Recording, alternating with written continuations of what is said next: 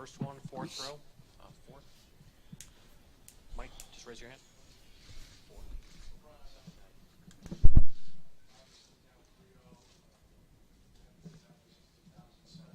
What's the message that you communicate to your team right now in what looks like a pretty perilous situation?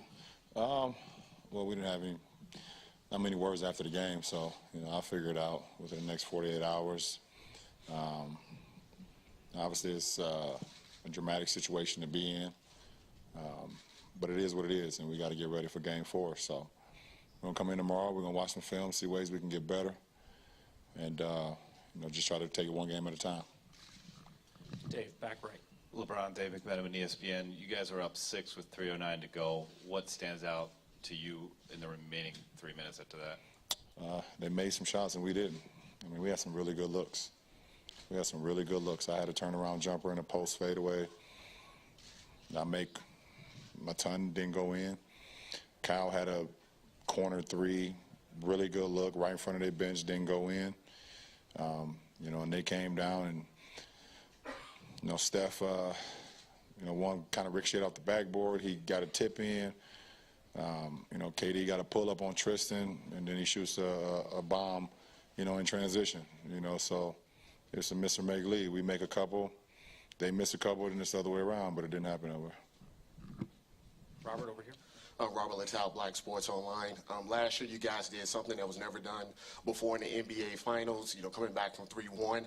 Now you have an opportunity to do that again. Does that give you some confidence, give the team some confidence that, hey, it was something last year they thought was impossible? Now, obviously a lot of people are going to be like, this is impossible. Well, of course, but, for me personally, I don't get involved in what people talk about. It's not – I've been out of that department. I told you guys this for a long time now, so mentally, me personally, I got to go home, start my treatment right now, get my mind focused, get my body focused, and get my body ready for Game 4. And we take it one possession at a time. Mark on the left side. Mark Schwartz, ESPN. LeBron, Steve Kerr was saying after the game that he kept telling his team, Kyrie and LeBron will get tired. They can't play one-on-one for 45 minutes. Was fatigue, in your mind, a factor in the late-game execution? No, we missed shots. I gave everything that I had. So, at times throughout the game I was tired, but that's just because I was just playing as hard as I could. But I was able to get second and third and fourth wins. I don't contribute us losing this game because we got tired. Like I said, we missed some shots, and they made some.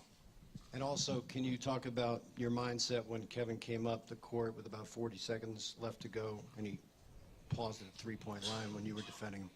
What do you mean, my mindset? Well, what were you looking to do in that situation, and what were you thinking he was going to do? Well, I seen him getting ready to pull up. He uses a rhythm dribble to get a good look, and when KD shoots, he falls forward, and I wanted to get a contest. The last thing I want to do is foul a jump shooter.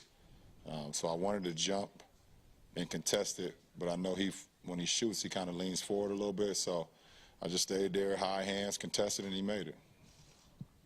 Michael, right here. LeBron, Michael Grange from Sportsnet. Did you guys, throughout that game, were you convinced you were going to win it, or did you feel like you were in control of it?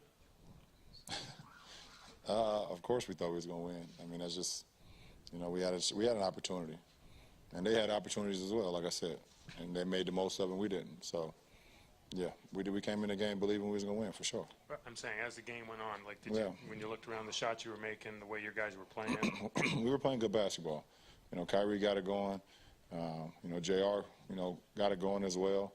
We had some really good looks. Like I said, can't go back and, think of right now exactly all the possessions that we had in the fourth quarter, but we had some good looks. Joe up front. Joe Barton, Cleveland.com. LeBron, you had 39, 11, and 9, and Kyrie had 38 and 6. Does that constitute as your best shot? Did the Warriors take your best shot tonight? It's so hard to say, but like I said, for me personally, I gave everything I had tonight. So, win, lose, or draw, you live with the results. Like I said, they played a really good game as well. But they made shots.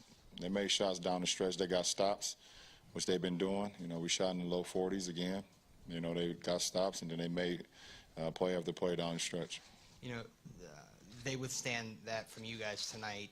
Game 2, they turn it over 20 times and still win. I mean, can you wrap your head around what kind of team you're dealing with here in the Warriors?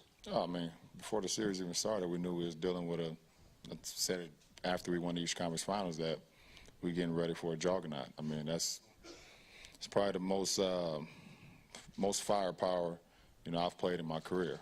I've played against some great teams, but I don't think no team has had this type of firepower. So even when you playing well, you got to play like A++, because they're going to make runs and they're going to make shots and they got guys that's going to make plays. So, we made enough plays tonight to still win the ball game, but they made a couple more. Ken, back left. Ken Berger with The Athletic. Along those lines, LeBron, you have faced a lot of great teams in the finals over the years. When there's so little room for error against this team, how physically and emotionally draining is that on you? On me personally, obviously it's physically and emotionally draining. Because I give everything to the game and want to put myself and my teammates in a position to be successful. So, but I lay it all on the floor, and I did that tonight.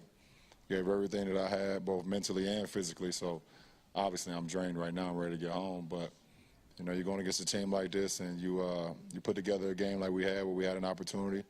It's definitely draining.